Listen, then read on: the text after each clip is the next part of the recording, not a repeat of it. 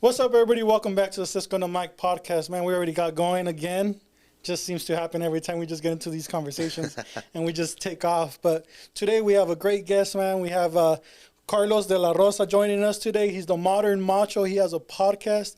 And damn, he had us going already.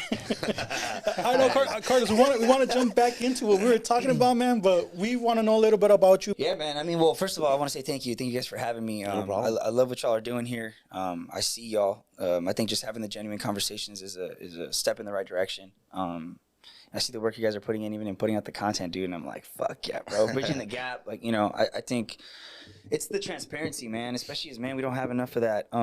So yeah, my name's Juan Carlos. I'm 30 years old, single father to an 8-year-old boy. I'm an electrician, an estimator, and the co-founder of the Modern Macho. I started it back during the pandemic. I was basically going through a bunch of highs and lows, dude, and fucking ready to take my life. And I ended up going to therapy, which I was against. I didn't want to do it. It wasn't something that I was brought up with. That whole stigma behind mental health, and just I didn't want to be a pussy and have to go to see somebody professionally that could help me, right? And so when I started that journey, finally, like kind of more with an open mind, was when it hit me, like, oh shit, there's more of us out there, you know? And yeah, I was like, dude, let's just start a podcast and, like, similar to you guys, like, let's just document the journey. Yeah. You know, I'm not a professional. I make that very clear. Like, we're literally just me and my best friend. He works in student affairs, and then I'm a tradesman. And so, and my thing is, you know, I got into the trade at 20 years old and met a lot of great guys. I was fucking grinding, bro. Like, I work hard. Like, my parents always taught me to work hard. I was always grinding, showing up drunk, like, every day, right? But I was doing it. And my thing is like, I'm a man. Like, this is what a man should do. Made my first 6 figures, bro, when I was like 23, 24. And so, again, I'm like, okay, American dream. I'm one step closer. I'm here. And then I look behind me. My son was already born. I look behind, my son's mom left. You know, I didn't have a good relationship with my kid. And like, but I didn't have any accountability. So I was like mad because I'm like, what the fuck, dude? Like, I did what I was supposed to do. I'm making the money. I'm being this manly man. I can talk shit. Like, I grew up with this, so I have thick skin. I'm like, I'm doing these things. Why am I not being accepted? Why am I not, like, successful, right? And so, and that's when I figured, like, man, there's more of us, and just created this community of dudes that are like, whoa, let's see what happened. And, dude, I did not realize the rabbit hole that I was going to go down, dude. Like, just so many layers to it, you know, like, ways that I've been conditioned, things that I'm learning now, that there's a lot of stuff that I did not choose to be brought up this way. But now I am making the choices to believe him and to uphold those beliefs. And I think that's where, for me, it's my responsibility to kind of break those cycles, you know, especially now as a father, where I'm like, what do I really want to give my kid and how do I want to do this? And so I think a big part that was missing was the cultural awareness. You know, shout out to our women. Like, I think they've been a huge support system for a lot of us, but they don't look like us. And as much as my mom was the one that was trying to help me and be there for me, at the end of the day, I looked at my dad. Yeah. And I'm like, how is he handling this? How is he doing things? And how, you know what I mean? And so, yeah, it's like it's a double-edged sword, right? Because like, we need more men raising men.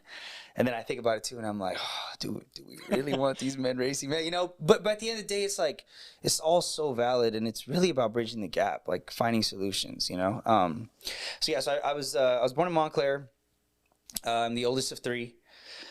And so I just had that big brother responsibility from the beginning, bro, that weight. My mom ended up deporting herself in high school. She was having a lot of health issues. I'm first generation, you know. And so, yeah, so my mom left when I was 17. I went to 3 different high schools. I ended up going to Moreno Valley. Then I actually spent a year in Utah. We had family out there, lost our house, and then came back and landed in Victorville in the high desert. So I was there and graduated high school.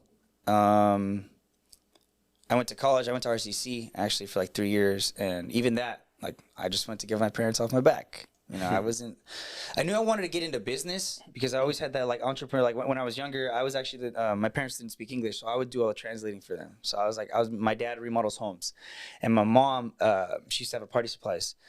So I was like, Saturdays, dude, we were up at 5, 6 o'clock in the morning. You know, and the summers, there was no summers. That's when we were working even more, you know. But it was like, we wake up early, go take jumpers till about 11, 12 o'clock, and then the family would hang out till about 5, 6, and then toma, do it again. Start picking them up, you know. And so those were my weekends. And then summertime, it was like I was putting in tile, I was painting homes, I was like getting involved with what my dad was doing. And of course, I hated it at the time. Like I'm looking at my friends, and I'm like, this isn't what y'all are doing, you know. And so yeah, it was tough. And finally, you know, went to college. I knew I wanted to be in business. Didn't know what I wanted to do. I got accepted at Cal State Fullerton, which was like my dream school. Didn't have the funding for it, and at the time we were trying to get the money for a coyote. So it was like, do we use the money for that, or do we use it for me to go to college? And I'm like, dude, I can't do that, you know? So then I told myself, like, maybe I'm just going to get into the trade, try to find something. And it literally just looked it up online. I found out about the IBW, which was, you know, the electrical union. I didn't even know what unions were. Like, I didn't even know that, like, we could be protected, like, as tradesmen, you know? And so got into the trade. And then, yeah, man, like I said, that's where this whole journey started. I think it was a couple months in was when I met my son's mom, and I found out she was pregnant. And I think that's when shit really got real for me. I was at the top of the world at that point. Me and my dad had just bought a house, and so I was like, I was ready to, like, now I'm free. I want to travel the world. I know that I'm about to start making some real money. And then she's like, hey, I'm having a kid. And fucked up about that is, like, I remember, because of the privilege I had, I remember thinking, like you just fucked up my life. Like, I had this whole plan, and granted, like, I was responsible for what I did, but, like, dude, I had no awareness that I was, like, resenting her and mad at her, because I'm like, what the hell, dude? Like, I was trying to live my life, and here you are kind of taking that away from me, dude. And it's crazy to think about now, just because of the relationship that I have with my kid. And I always felt like I was never going to be good enough to be a father, because I knew that I didn't go into it planning to be a father, you know? So I think that didn't help. You know, my dad always growing up would always say, like, el que tiene hijos joven, like, pendejos. And, you know, we talked a little bit about this earlier, about this whole, like, you can tell me how you feel, you can tell me how you feel. And it wasn't until years later in therapy I realized how much of him saying things like that set me up to where, when I found out I was going to be a dad, I didn't know who to tell, bro. Yeah. And I didn't realize, I was like, well, my dad never said not to talk to him about it. And sure, he was mad because I didn't. But I'm like, all I could think was, el pendejo soy yo now. Like, ahora soy yo. Like, now I'm like, how's my dad's not going to support me or love me or anything, because now I fucked up. I got to figure this shit out on my own. And, yeah, so that took me down that rabbit hole in the cycles of just, you know, cheating, messing around, finding women to hook up with and break up. And I'm like, all right, cool. Like, I'm fine. No, I'm totally okay. I'm going to go drink this weekend. And then it's like, who am I going to hit up, you know? I mean, going as far as, I still vividly remember, dude, one time being intimate with a woman and not being in it. I just wasn't in it. And I was telling myself, though, that it was like, I was literally fighting myself as it was happening and telling myself, like, dude, you need to enjoy this. Like, be a fucking man. Like, stop being a bitch. It's not like, I didn't have the awareness to understand, like, bro, if you don't want to do this, don't do this. Instead, I was telling myself, like, this is why you're not a fucking man, bro. Because you can't fucking, you're supposed to be enjoying this, dog. You're living your life. You're living your best life right now. And it was like, so conflicting, you know? And yeah, years later, processing that in therapy and realizing, like, dude, I was put in a box. One of the things that I found out that I was really wrong about, too, was I was dismantling this box that I was put in of this machista type of man that I grew up to be. But then I was creating this nice guy, and I'm like, that's still a fucking box. Mm-hmm. Yeah. You know, like, where I'm still putting myself in something that I don't necessarily want to be. And so I think finally coming to terms with, like, I just want to be myself. And I have a lot of masculine traits that I'm going to hold on to. And that's the big thing about it is to deny myself of my identity of how I grew up. Like, that's not fair to me. And that's not fair to a lot of us, because the truth is that we have a lot of great qualities, right? And so for me, I think I just had to sit back, look in the mirror, and realize, like, what do I want to hold on to? What do I want to let go? And then what are the new things that I want to bring to the table? You know? But the accountability thing was my issue, dude. Because I would always tell myself, this isn't me. Like, you know, the cheating, all this stuff. Like, this isn't me. This isn't me. I don't want to be like this. So who would you blame? That's a great what would question. you blame? That's a great question. I think the circumstances. The circumstances were driving me to do that, right? Like, the women that I had in my life where I was like, oh, I care about these women. Like, I know that I want to be a good partner. But it was like, but I just can't. Like, I just can't.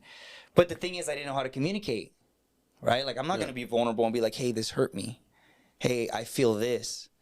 And so it was like, what I'm feeling is okay, but the way that I'm handling it is like, that's not really how I want to handle it. You know what I mean? Like, I'm just, like the sex, it was like, I'm just accepting and adjusting to what I'm supposed to be. That's where I was like, this isn't who I want to be. But I didn't know that I could do any different, you know? Like, and I used the intimacy one where I was like, I legit was telling myself, like, bro, get the fuck over yourself. Start enjoying this. This is your life. This is who you are. This is who you're supposed to be. You need to figure this shit out so you can start being happy. Mm-hmm.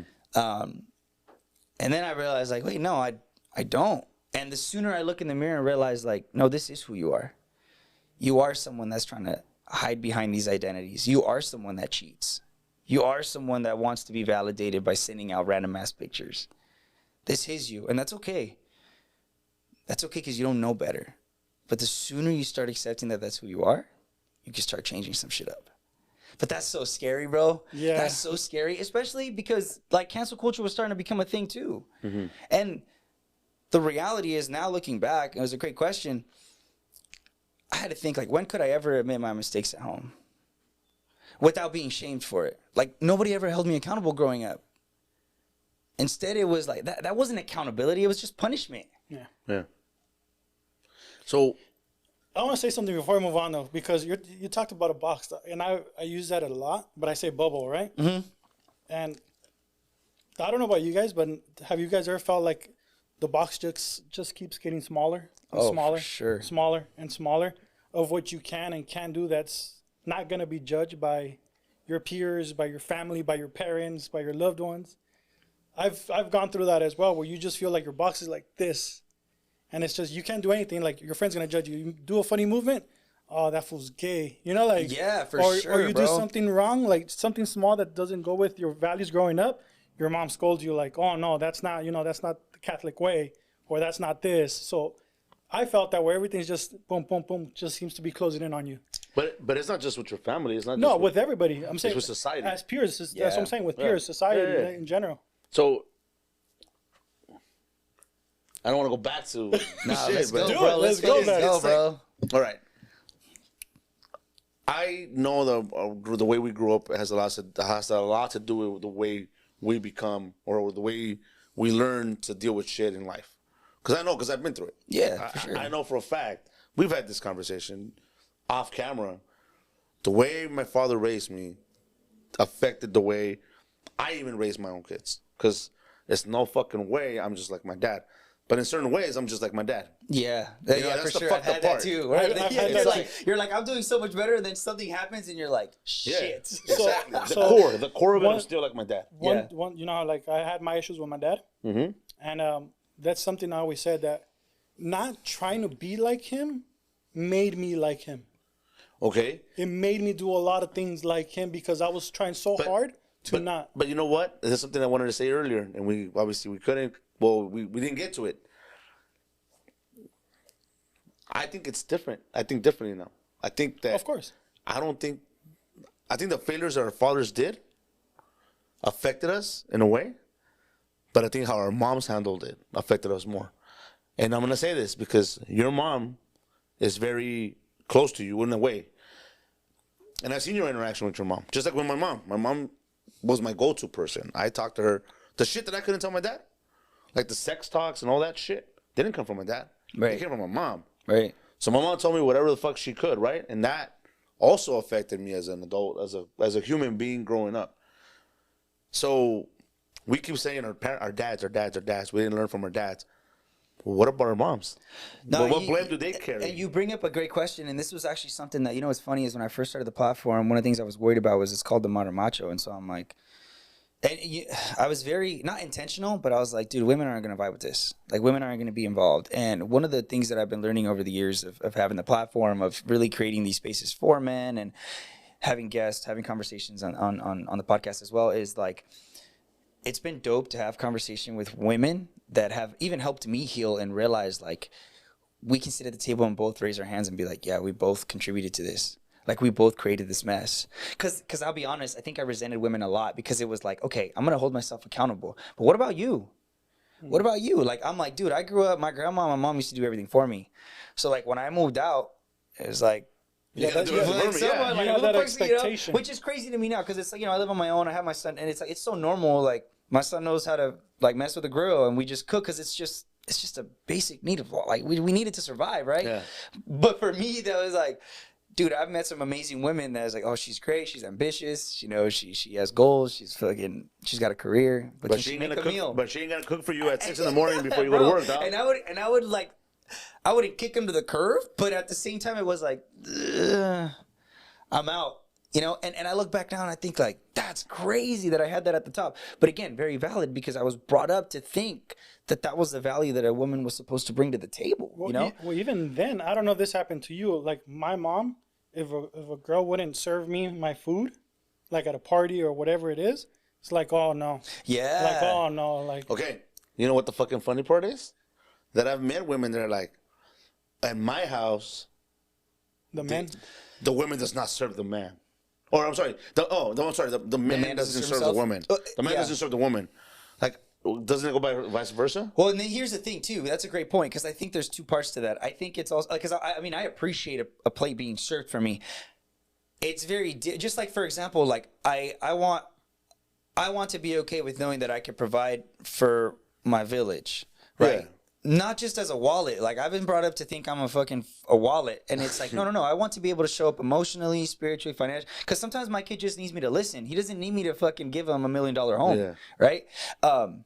But for me, it's been different to like appreciate a woman serving me a plate, because like you said, dude, those are parts of our identities. Like those are traditions that we hold on to that I think are beautiful, but it's muy diferente to have a woman serve our plate and us appreciate it because it just is what it is. It's Than to be expectation. like, yo, you're my gotta serve lady, me. you better serve me that No, damn no, plate, see, right? yeah, And that's what I'm I saying, agree like, with that. because as a man too, it's like it's one thing for me to feel like I want to provide for my partner, but then I've been that dude that was hurt and had to go through my shit. I've been with women, that have been on that end too, that were like, well, I need a man that pays for my shit. And I'm like, well, see, now it's weird because now I feel like I have to. I was going to, but now I feel like I have to. Exactly. And the problem with me was that, like, instead of breaking the cycle and stepping away from that and, like, really healing and getting to know where they came from, I stayed in those spaces and I became very resentful because it was like, well, fuck that, fuck this. And then You're like this.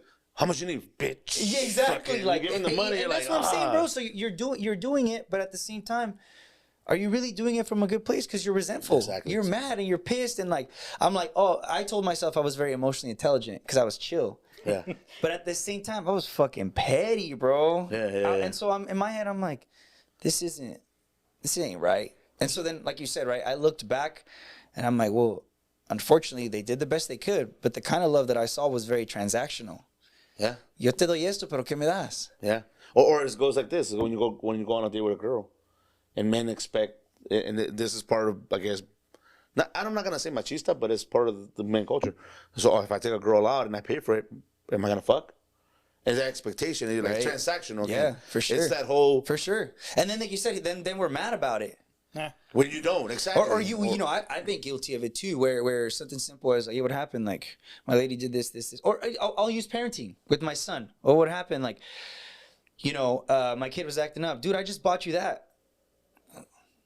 So like he didn't ask for that. Like, dude, when I first started going to therapy, an incident that had happened with me that I think it really opened my eyes, and I felt very privileged and grateful that I knew what I knew now.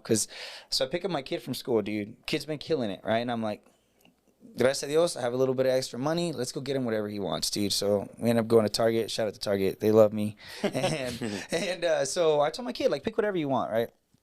He ends up getting this PS5 and shit. No, I know, right. No, so there's these like Beyblades. They're basically like glorified trompos, dude, right? Yeah. And so he wants an arena, which is pinche madre it's a big old plastic Tupperware. Yeah. And so whatever, we get it, and I'm feeling good because I'm like, hell yeah, I can get him what he wants, right? Like I'm doing my best as a dad to give him the things that I would have wanted. So we get home and early stages of the podcast stuff. So I give him stuff and I go to my room and I start working. And so my son comes in and he's like, hey, papi, can you come play with me for a little while? And I'm like, papi, I can't right now. I got to take care of some stuff. And interestingly enough, my kid didn't throw a tantrum, but he just goes, okay. Yeah. I don't know. Dog, I got so fucking triggered. Because in my head, I'm like, are you fucking kidding me, bro? Like, I literally just worked all week. I'm out here doing what I can to provide for you. I went out of my way to spoil you. and it's not enough. And then it clicked that I was like, brother, he never asked you for shit. Yeah. No. See, one thing I think what it's what I just thought about right now, it's appreciation versus expectation. You know what I mean? And I think the intention is always good, right? I don't even think it's that. I think it's what we think they want and deserve as a kid versus what we wanted and we never got. And now, like, my son does the same thing.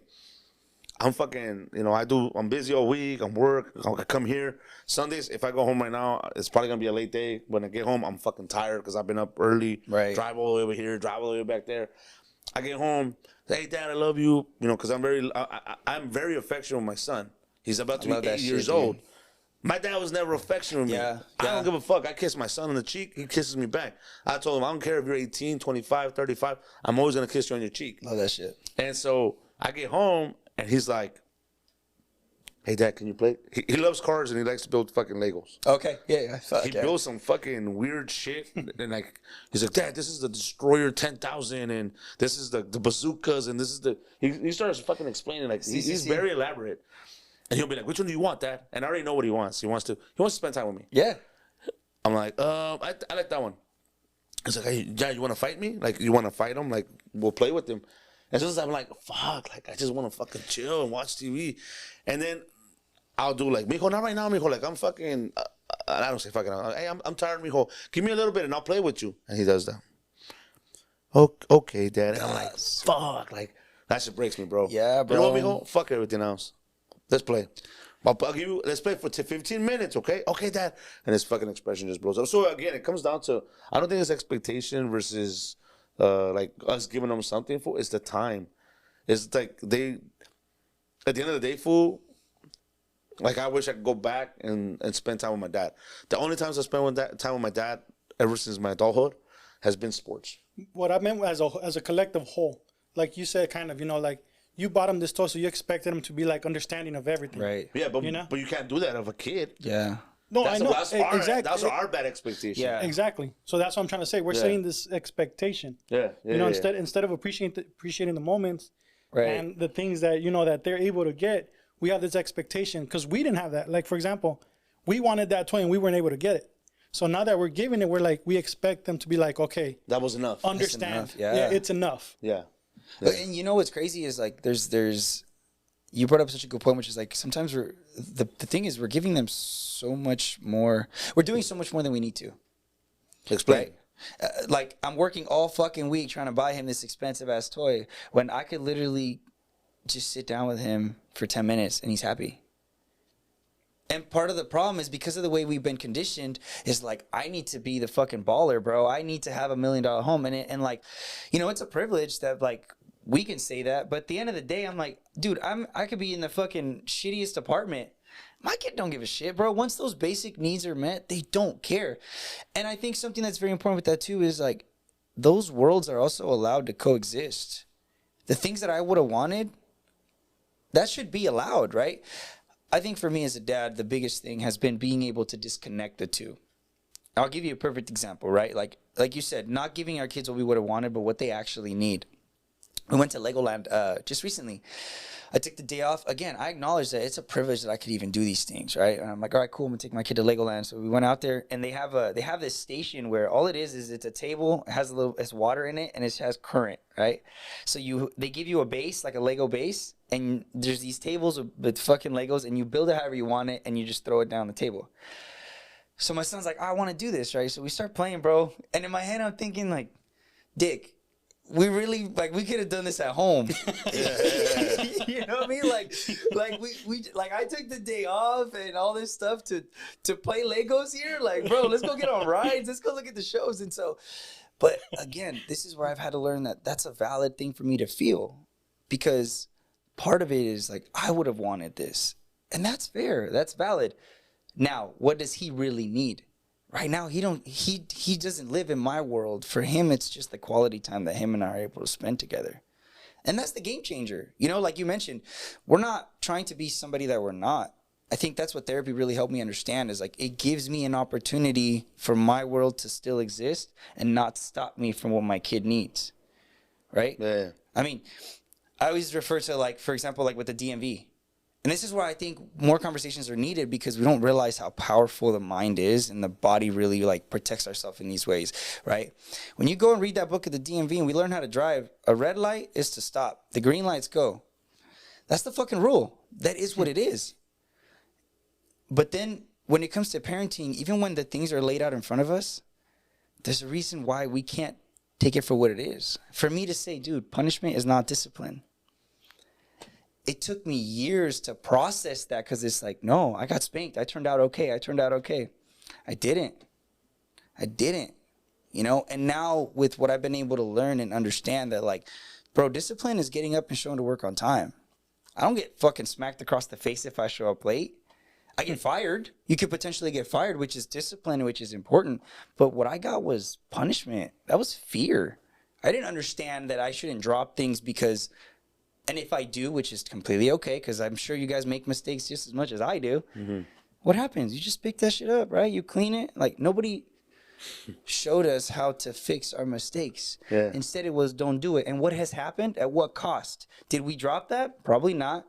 But did we understand it? No. I was just scared. I just knew if I drop that, some shit's about to go down. Yeah. But I didn't actually understand, like, oh man, I should take care of my stuff. I should try to, be intentional and be disciplined about these things. And what it translated for me is now I don't want to make mistakes. So I don't take the jump on things, because nobody ever said, hey, you fucked up. It's okay. Keep going. Instead, I'm like, puta madre, I'm not doing that. Fuck that. Because I might fuck up. And exactly. You don't, But you know what I think too? I think we live, a lot of the decisions we do now, right or wrong, are based on fear. For sure, bro. And that kind of sets us back in a way too. Absolutely. Because we're acting, But I know where you're going with that, but I think it has to do with age, fool. It has to do with experience. A lot of that shit, you said it the other day. I sent this for a video. I found the video of this for fucking... He was busting the Joker. I was sticking up the moonroof and shit. It was a moonroof. Or the window and shit. Yeah, and he's out there fucking downtown LA, drunk as fuck, recording himself. And you can see these fools are fucking driving. I don't even, was I in the car that day? I don't remember. Right there. Anyways, this is in his early 20s, right? Right. Actually, it wasn't him. It was last week. It was a long time ago. So this one sends me a video, and then he goes, fuck, that stupid shit we used to do, like the stupid decisions we used to make. Of course, you're not going to make, you're gonna be more reserved about the type of shit. It doesn't matter what it is. It could be something dangerous, or it could be something as far as like a car. But back then, you would have chosen a sports car versus now you're like, oh shit, sure, gas is expensive. Fuck, like I'll choose something that's gas efficient or whatever. You know what I'm saying? So what I'm trying to say with we base things now based on fear. I'm talking like present day, like now. Because we did a lot of stupid shit, but we weren't scared of the consequences back then, right? Exactly. We didn't think about them. So it's like, how are we being fathers now based on fear? How are we being sons based on fear? You know what I'm saying? Like, in that sense. And what do you mean by that? Based on fear. You know what's crazy, dude, is I feel very blessed, and shout out to my guys that so I do a nurturing fathers program, right, where it's just dudes talking about this shit, trying to figure it out, and one of the things we talked about just recently, which actually I had never thought about, was there's this like, man, back in my day we used to play outside all day, blah blah blah. But think about this though. Think about intentional parenting. Do you think our parents intentionally were like, I want to raise a good kid, let me go let him play outside? Bro, no. Our parents were grinding. That wasn't a choice that they said, I want to raise my kid, so I'm gonna put them out there. Should that take our youth away from us? No. But again, we go back to intentional parenting, and it's like, you're thinking about, we're trying to say something that we didn't have that privilege back then. Our parents were just busy. They just couldn't sit with us at home all day. And now that we have the privilege, we want to raise them in a way that wasn't intentional. Yeah. But was it helpful? It was helpful for the world in which we lived in, that we had no choice to survive in. And I think that here's my issue, is that world doesn't exist anymore. It doesn't. So for me to try to raise my kid in the world that I was brought up in, it doesn't exist. And then I think there's the other side that, and I'll speak for myself, I was brought up being prepared for adversity by my parents trying to be the adversity. Dude, the world was gonna fuck me up regardless. the world was going to be tough. What I needed was a space to, what we call now is a safe space. And that was triggering to hear. Why? Because I never had it. And so to say like, hey, my son needs a hug, but it's like, be tough, be tough. It's like, dude, you know how fucking hard it is to have to say I'm having a sad day and I'm going to cry and still get shit done? That's my new definition of tough. Like, there's a lot of bravery that's required in that, you know? And I think for me now as a father, you talk about like fear. It's like teaching my kid to ride a bike, where he's going to learn. And I could talk to him before and be like, hey, you're going to fall, you're going to this. Once you get on that bike, you're probably going to lose your balance, you're going to fall. Like, why am I throwing all this fear when my kid hasn't even gotten on that bike yet? Am I scared? Yes, because I don't want him to fall. I'm scared that he's going to hurt himself, and that's valid. But within me not knowing how to express myself and not knowing how to communicate that, I'm dumping that shit on him. Where now for me as a father is like, I know he's going to fall. I just need to be ready for when that shit happens. Because here's the thing. Sure, there's probably a good chance he will fall. But let's say he doesn't. I just threw all this fucking fear into him that he didn't need. Yeah. And that dictated a lot of his actions of even trying to ride the bike. I mean, think about how much shit we already know what's going to happen before we ever try it. Yeah. Who told us that? You're basing it off one Right? experience. Like, hey, you know, hey, Mike, why haven't you fucking done this, bro? Oh, it's because this, and this. Do we know that? And I always have to tell myself that too, you know? Like, hey, granted, there might be educated guesses based on our experiences and things like that, but at the end of the day, we're assuming. Yeah. Oh, still won't dude, go like, bungee jumping. I don't Fuck like, I don't want to talk to my lady about this because she's gonna say this, and this. Have you communicated that? No, but this is. Have you? I don't know that. That's probably one of my biggest regrets. I think looking back, is now the more that I've learned that I'm like, dude, I made so many decisions based on assumptions. Friends that I've lost that I'm like, we never actually sat down and said like, hey, bro, you know, I felt disrespected or that really hurt me. Like, we don't do that as men. We don't communicate. It's like, hey, we get along, right? And then for some reason we have a difference. We give the finger and we're out. Yeah. Well, on to the next. And my thing is if we don't have healthy relationships with other men, how are we setting the standard when it comes to everything else? I think that's where the machista parts come in. For sure, bro. But First I time, think- like the first time that I talked to a homie, we laughed about it later, and I was like, "Bro, I feel like you're my hyena, bro." Like, it's just weird. But Exactly. I because, told him this. because I said, we told that to each other. As men, it's like, dude, we only see this as something we're supposed to do with women. Yeah. And then, like, how are we ever gonna have good relationships and have healthy bonds with men when we can't talk about this shit? And of course, it feels weird because we've never done it. Yeah, because you start being called a bitch. You're Exactly. A bitch, fool. And that's the funny part, Doug, that these are the things that, you know, instead of just talking about it, just doing it ourselves, sharing it, talking about it, and listening. Because at the same time, like I brought up earlier, I feel like Anybody want another drink? we created this system amongst ourselves, you know? Like, Thank you. as men, we did this socially, where we're always putting everybody in a box. Yeah. We're putting ourselves in a box. And it has to change, and we have to break Appreciate you, bro. those Thank you. barriers with ourselves, you know what I'm saying? I'm still good. We have to break those barriers with ourselves and just kind of.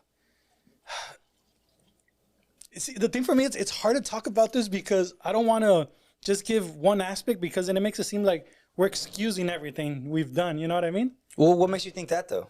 No, just the fact that, like, okay, so there's a lot of things in society that we contradict that as men, right? We're supposed Sure. to do one thing and act another way. You know, right now we're talking about people can say we're being contradictory because they're saying, okay, so before in the past they were a certain way, kind of like you said, before you knew me my whole life growing up I was a certain way, and now I'm different. I didn't say it different. I say like your beliefs. It's like Yeah, my beliefs some of the are beliefs different. that I know for a fact, like they're extreme. And I don't want to bring that shit out because that's personal, but I just feel like social media has affected like today's lives, today's world, Sure. the way we fucking live. Has affected what a definition of a man is, what a definition of a woman is, what a definition of what a kid standards. Everything has been affected, man. And there's so much incorrect influence out there. Absolutely. So you don't know what the fuck to believe. People are believing I don't want to talk shit in a sense, but I will include myself because there's shit that I'm a sheep to. Yeah, for sure. I think we all are. Yeah, we all are, Yeah, man. we all want to be leaders, right? Yeah. But at the end of the day, we're also followers. Like, we're followers to certain dumb shit. Yeah. It just depends what that dumb shit is. There was some T-shirt that I saw that was like, it was something about like being like a lion, You know, where it was like, you're the fucking alpha, you're the leader, blah, blah. And then I'm like, you realize if you sit in a room with all the same shirts, like, now you're all chimps again. Exactly. And that's right. You're right, man. That's why I think it's really like that self-discovery of just being the best version of yourself, right? Like where you want to put yourself. Because here's the thing. I'm a hypocrite myself. I'm okay with that because the reality is like the sooner I accept that I'm going to be wrong. Like, you don't get to hold that over me. Not that you guys will, but like the cancel culture, right? Where it's like, hey, you were wrong about this. I'm sorry. Like, there's less room for error. And how do we ever grow? The reality is change is inevitable. You know, and that awareness is so important because. But how do you become self-awareness in a world where you're always, like you said earlier, you're being judged, you're worried, there's fear. That's why I think these conversations are so powerful, bro, because I'm not judging you. Like, I hear you. I see you. Like, I think everything that you're saying, not only is it valid, but like, why wouldn't we think like this? Like he's saying, that bubble becomes smaller. We've been conditioned to play this role. And to tell you the truth, I feel like we're talking about it because we're done conforming to it. And like you said, you want to be yourself with whatever masculine traits you have for you, not because you're supposed to do it. Like, not because you're conforming to what the fuck they told you to do. And that was my thing is, it's like, I'm not saying that I don't want to be a fucking manly man. I don't want to see that I don't want to be the captain on my team. I'm just saying, like, I don't want to do it because everyone's fucking telling me to do this. So what if I wear tutus on the weekend? Here's the crazy part. Look, we're joking about it. We're laughing about it. But, like, I'll get, y'all can stay quiet if you want. I'll get myself canceled here. But, like, let's talk about homophobia. And, like, growing up for me in high school, oh, dude, we got homework tomorrow. Oh, that's so gay. Yeah. That's so gay. That's so gay. And I think about it and I'm like, what does that even mean? What is that like? And I'm not gonna discredit my upbringing because like that was normal for me. And I'm not gonna shame anyone that does that because that was just normal. We were supposed to. But when I took a second and really thought about that, I'm like, that don't make no sense. Like you said, the tutu, oh dude, that's for that's fucking gay. And I'm like, look, bro. Gay. I said, so what if I like to wear tutus? I'll say it. And I know that and I apologize if I'm overgeneralizing here, but I know that there's, especially in a manly man environment, it's like that's the dude that wearing a pink shirt. I'm like, bro, on a Friday night when you're at the club or at the bar and you see what catches your attention, you go home and you eat it, you're telling me that putting a pink shirt on is gonna make you crave something different? Yeah. No. It's not. But like a lot of us, as you mentioned, have just accepted that. And that's okay. That's why it's important to bring clarity to the conversation and understand what are we really saying. Because I was saying I love women. I'm attracted to women, but if I put a pink shirt on, you look dick. I'm gonna question my sexuality, and I might crave a dick. Yeah. And then I realized, like, wait, that's kind of stupid, bro. Yeah. like that. Wait, that don't make no sense. But it goes back to the conditioning and of us growing up and not knowing better. But now that we do, that's where we have to make that change. That's the important part. That's a good part. Because that's the point of looking. That's the point of looking back. And I think there's this big misconception of we're looking back to sit and stay there. No, it's to question shit, to start to see things differently. Right? You can still appreciate it. Don't get me wrong. I still appreciate the funny times we've had when we used to make fun of things like that. But now it's like he said, it's like, it's stupid. I've had a fucking pink shirt, dog, and I wore that shit to the club, and I try to pick up on girls, and it worked. You never wore a pink shirt. You didn't go mix it. Carlos O'Brien's, dog. I've never seen your pink shirt. Anyways, put it this way: we have pictures with fruity ass shirts. Fruity ass drinks. Fruity drinks. Dude, go back a couple years and look at some of the old school Polaroids, bro. Yeah, that's some of those highlighter colors that like even my pops was wearing. That I'm like. Those shorts, bro, I'm pretty sure a little higher. You would have been able to see a nut sticking out of that thing, dude. You know what I'm saying? Like, and now you're like judging this generation, which again, I'm also not shaming the judgment because I'm like, I hear you, Pops. I hear what you're saying. And I know that it's weird to see people that are doing things differently than you, man. I understand that. Yeah. But and what are we really saying, right? And this is why, for me, therapy has been so important because it's like that deserves to be heard. That deserves to be validated. Like that is what you're saying is fair. Like that is okay. Back in my day, let's heal that, man, because that deserves to be heard. And it's not your day anymore. No matter what you're feeling, it's valid. You have a valid reason to feel whatever you're feeling, right or wrong. It doesn't matter. You have a valid reason to feel that way. Now, listening, like you said, therapy. We've both been in therapy, and it changes a lot. It just gives you perspective. Like, okay, let me sit back. And I'm going to go back to kind of what you said. What makes you self-aware? A while back, I talked about it. Like, you have to have that moment when you realize, like, I don't give a fuck what people think about me. You know, what matters is what I think about myself. And like he said, being better, like some people can say, like, but it's hard, fool. It's is, hard, bro. It's There's so days hard, when I bro. self-realize and I'm just like, oh fuck yeah, like I don't give a fuck. Dude, there's times where I still, bro, like I'm on Instagram and I'm like trying to post a story for the podcast, and I'm about to post it, and then I'm like, you take like 20 what of if them they and say shit? this? Yeah, and then like you said, then I catch myself and I'm like, who's telling me this? Yeah. Like nobody's even sent a DM and said like, hey, bro, can you not post that? And then I'm like, it's all me. But you know what it is also too, that I don't know, dog. I feel like at this point, like now, to me, men, women, you know, LGBTQ plus, race, ethnicity, whatever, we're all just people at the end of the day. No shit. Yeah, fool. But that's the thing. No, that yeah, we you're right. still distinguish and we still categorize ourselves in that. And I feel like we have big dick battles, dog, and we hold those standards, comparing ourselves to other men, and that's what makes us feel inferior, and it makes us not be self-aware, dog. That's what I think. Like, No, it's because here's the thing, bro, is that we haven't had this privilege, so we've been in crisis mode for a long time, and we've been defensive. Yes. I'll give you a perfect example. I can't tell you how many times I've like gone somewhere where there's just like men are just there, and it's like you see that fucking like we're eyeing each other out, and now just being like, hey, dude, we're at the forefront, like, what's up, my guy, how you doing? And the demeanor changes. Yeah. Cause it's like, bro, you were just as defensive as I was. Yeah. You like, Just don't call me big dog. like- Hey, big dog. I fucking hate when they call me big dog. Like, you know what I'm saying? Because we've been used to being on the defensive side of it, of protecting ourselves. I think right? maybe it's even in our DNA, you know, just as a thing from fucking early days. What the fuck you looking at, dog? Survival of the fittest. It had to be survival of the That sounds fittest. weird, my bad. So you would always like size up, right? Yeah. But now survival of the fittest isn't about physical attributes or traits anymore. Now it's about this and this. You know, being able to control these two, not just your strength. You're talking about something It's new, dog. that very few. But that's the point of having you're this right. conversation. You're right? No. And that's what I'm saying. We're talking about that. Like, for the population to understand that, it's like everything else. It's like changing the culture, like changing the American way of like white people being in power. Like all these old people that are still in fucking Congress and they're not willing to change their mentality about shit. We're not gonna change in a long time. Put it this way, Yeah. dog. Just the mentality of just even our generation, right? Like just so people have a basic understanding of what I'm trying to say is that you go to a club, you see some fool popping bottles. You see some, you know, right? We're in college, whatever. We pop bottles. Yeah, but we didn't. I'm saying that's what took it back. We're in college. You know, we didn't have that money, and we're seeing these fools pop bottles and be show off, and you're like, fool, I'll still fuck that fool up. Right? Or it's not even that. Or it's not even that. It's not even that. It's just I had an experience yesterday. I'm not gonna say any names, nothing. Dude It's showed funny up. because that's what I was thinking about. That's what I was. Dude showed up in a Corvette, brand new Corvette. Looks like a fucking Lambo, right? Pretty nice car, fucking badass, ugly color, badass car though. Dude's about my age. I'm 39. I'm not afraid to say it, guys.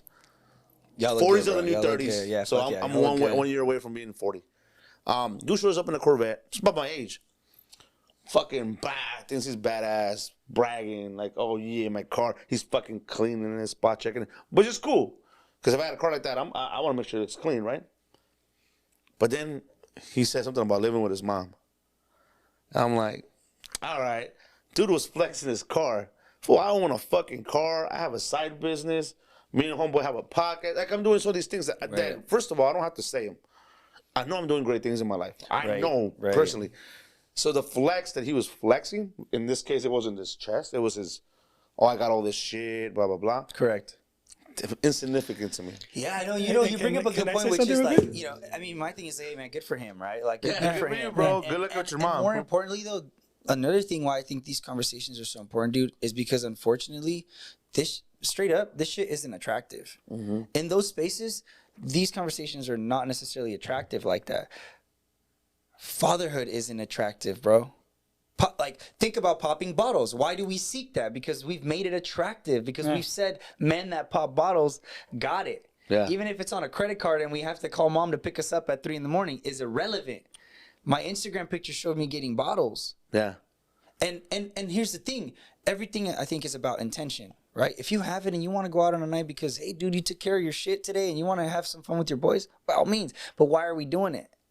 Is it about that, or is it about the fact that I want to be seen, right? Or I want someone to value me. You know what I mean? Like, and like you said, bro, and you, like you said, that's okay. That's good. It's just because of this bubble, we're doing it in the ways that we think we need to. I go back to the like the pictures with the women. I wanted to be seen. I wanted to be out there. I wanted to be loved. That's where you say, like, we're all humans. We all just want to be loved, bro. At the end of the day, right? Like, we all want to be loved. So my thing was like, when do I feel seen? When I show my boys all the pictures I got last night. Is that what I really give a fuck about? Not really, no. And I also don't think that's cool. Yeah. But at the end of the day, like, that's when Sisko and Mike see me. And that's when they made me feel good. So I'm going to keep doing that. Yeah. You know what's funny? The example you brought up is something that when I talked about like us feeling inferior as men, that's a perfect example of it. Yeah. And both of you had that complex in that situation where he wanted to be seen. So he thought showing off his car and being all this and that made him be seen and heard and validated, right? Or made him feel superior to maybe you or whoever else was there, right? And then you feeling a certain way, like, oh, I heard something about his mom. Like, he said. I know, but he lives with his mom. Like using that as comfort. Using that as comfort for you, being like, dog, like, I got a podcast. See, it's once again, But I didn't say it out loud. I didn't have to say it out loud. No. I personally internalized it where I was like, but the feeling, that's dude, you're talking all this shit with your car, but yeah, you live at your mom's. I'm like, But dude, exactly. I own my own. I don't let know me yet, ask you but this. I Let buy me ask my you own this house. too. Like, to challenge us all here. Was he talking shit? Like, what if he was just keeping his car clean?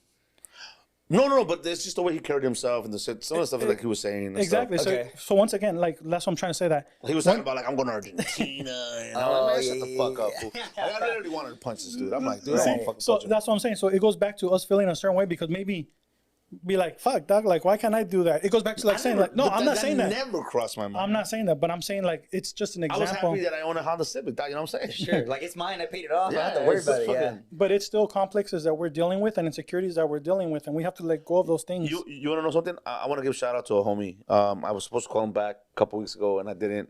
Hoya, sorry, bro. I know he's a listener to our podcast. He's always fucking coming on our lives. And Shout out to Hoya. Hoya, he said something. I'm gonna say a little bit about him. When I first met him, he was my Marine. He was a junior Marine. I had already been in for like 6 years. He had just came in, young kid, probably like 19, 20, maybe less, maybe 18. Anyways, he's from the hood. You know, he grew up in the hood. And Cholillo, carried himself like a Cholillo still. Even as a Marine, he carried himself like a Cholillo. I hadn't seen him in years. I hadn't talked to him in years. And then he found us on the podcast. He hit us up. Turns out he's a therapist. Oh, I love that, bro. Yeah, he's a therapist now. And he called me. I was at the Galaxy game versus LAFC game. That day he called me. 4th of July? 4th of July. And my bad, Oh, bro. you forgot the jersey, dog. I did. The To be LAFC honest jersey. to be honest with you, I forgot what happened in that game. We beat you guys I that don't game. want to talk about it. So let's he cut calls me. this part. This is such a manly podcast, dog. I feel very triggered right now. No, check this out. He said something to me that resonated that I have not forgotten. He fucking, and I mean, like I said, I mean to call you back, bro. I haven't called you because I've been busy and kids and shit. I told him something about my tattoo. I said, man, I just got a new tattoo, my fucking blah, blah, blah. He's like, oh, you know what? When I first got out, I struggling like we all do, right? As men, what am I going to do? Blah, blah, blah.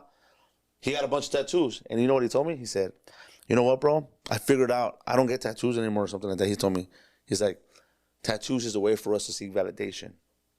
And I was like, what the fuck? Because I'm like, I look at my tattoo that I just got and I'm just like, well, fuck. Like, no, it means something to me. But it made me think. I'm like, well, people ask me all the time, well, what does it mean? What does it mean? What does it mean? Am I seeking that? Am I seeking that? What does it mean? Yeah. For me to tell them a little part of my story. Of course, because it's real easy for you to get a tattoo and not tell anybody But I about never it. finished the conversation with him. He's like, I want to talk to you about that. He's like, I want to talk to you. He's a therapist now. He's like, I want to talk to you about that. So he hit me back up, and I never hit him back up because I was busy. Yeah. So that shit just alone, just to him saying that, it stuck in my head this whole time. Well, what's your guys' love languages? Dog, Do you know? I'm a touchy person. Okay. Physical affection. I touch.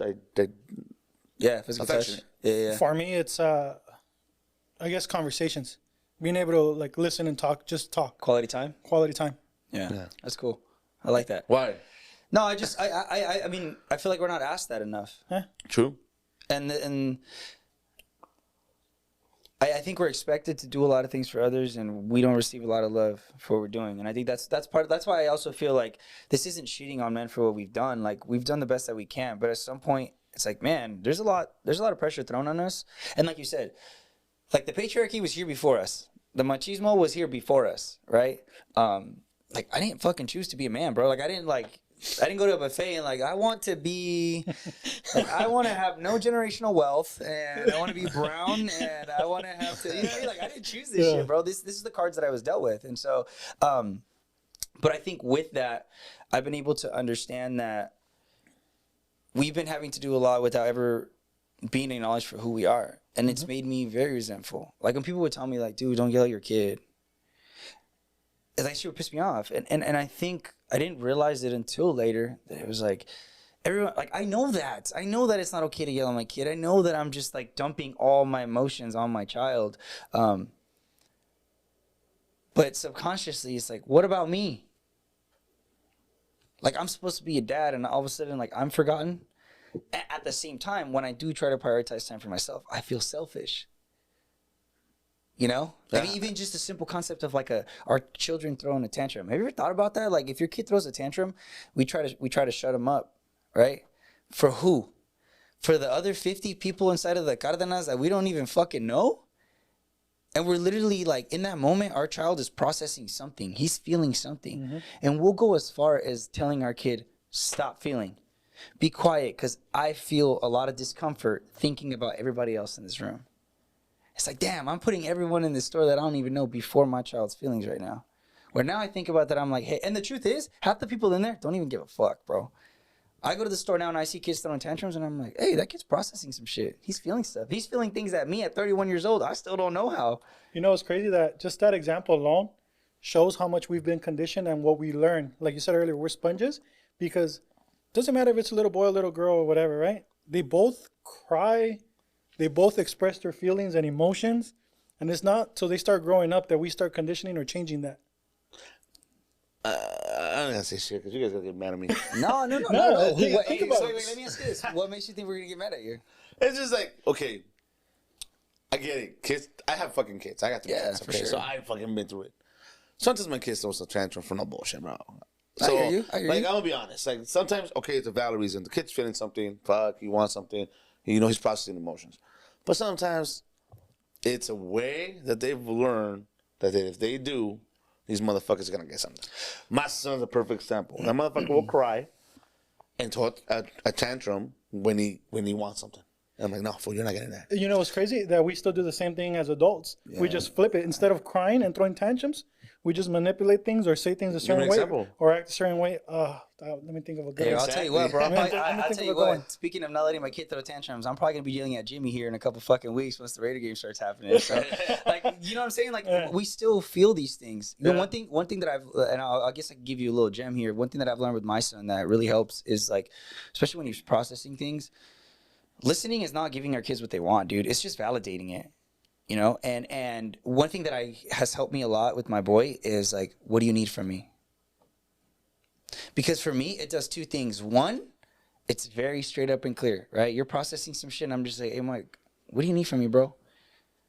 Because outside of that, I don't have to stress myself thinking that my kid needs me to fix his, like, we're fixers, bro. As men, a lot of times we're fixers, right? Queremos hacer esto y esto y esto y más. Yeah. And like you said, but it's transactional because we do it, but then we're kind of petty.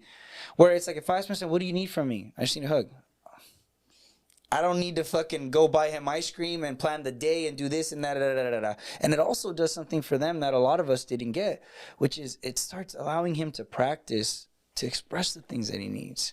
Right. So that when he's having that moment, he can be like, I need this. I need that. And we don't have to stress out a lot about things that we're doing, you know? And outside of that, I think that's where it's our inner work, man. It's us having to acknowledge where those triggers come from. Like my boy, telling him to hop in the shower. You know, this was a while back. I was like, hey, dude, I need you to get in the shower. And so my son goes upstairs, comes back down. Poppy, he's like freaking out. What happened? Well, and they had just shut the main off because we had some a leak at the house. So when sometimes when they turn it back on, it like the water's like spits. It takes a while for like the water to circulate again, right? So it spins. My son's like, "Oh, Dad, like the water, blah blah."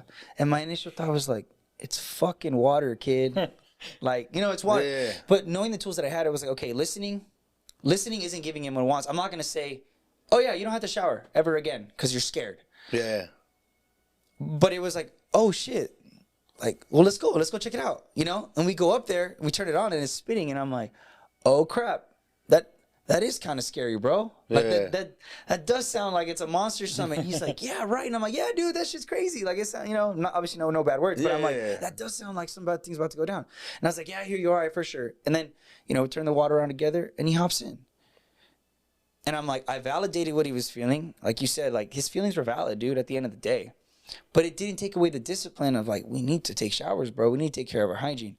Why was that hard for me to do? Why was that triggering? Because I never got that. Yeah. Nobody took that time to sit down and say, hey, it was like, it's fucking water, get in the shower. My dad would have fucked me up. Exactly. My dad would have fucked me up. Or even something simple as, I've also gotten get in the shower. Yeah. Right? And now I think about it and I'm like, as a father, what do I need from him? He needs to get in the shower to stay clean. It's him processing his emotions. He doesn't want to.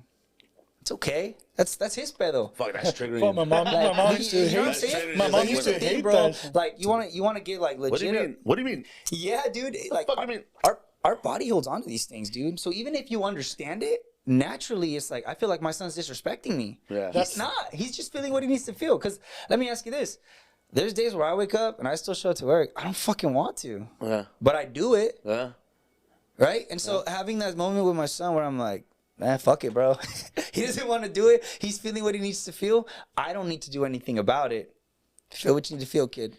That's how fear and respect get intertwined when it's wrong. For example, our parents, like, you know, when you do the fucking, they get pissed, right? Yeah. So when the kids do it now, it's like, you feel disrespected because you were disrespecting your parents when you did it. But even though, like he said, it's nothing wrong with it. But, It's but, just but you them still feel processing. it. But you still And feel that's it. what- You I'm think saying, about yeah. it. You think about it like, fuck. Like, That's where the beauty of parenting for me has been, especially with therapy, being in safer spaces, like trying to learn as much as I can, and really getting uncomfortable, dog. Getting uncomfortable as fuck is realizing that those things are allowed to exist, right? That I'm allowed to feel those triggers, because I think we're all trying to become better by being numb. Yeah. And the best way to explain is like going to the gym. It's like we all want to be able to fucking lift 300 pounds, but we don't want to put the reps in. Yeah. Like, I just want to be able to show up one day and be like, I got this. Like, dude, you got to start somewhere, bro. Like, we know that, like, we understand, as men, we understand the gym. We know how that works, you know? And the thing is like, the thing with therapy is everyone goes there for different reasons. There are dudes that want to be bodybuilders. There are dudes that want to bulk. There are dudes that just want a mental escape for an hour.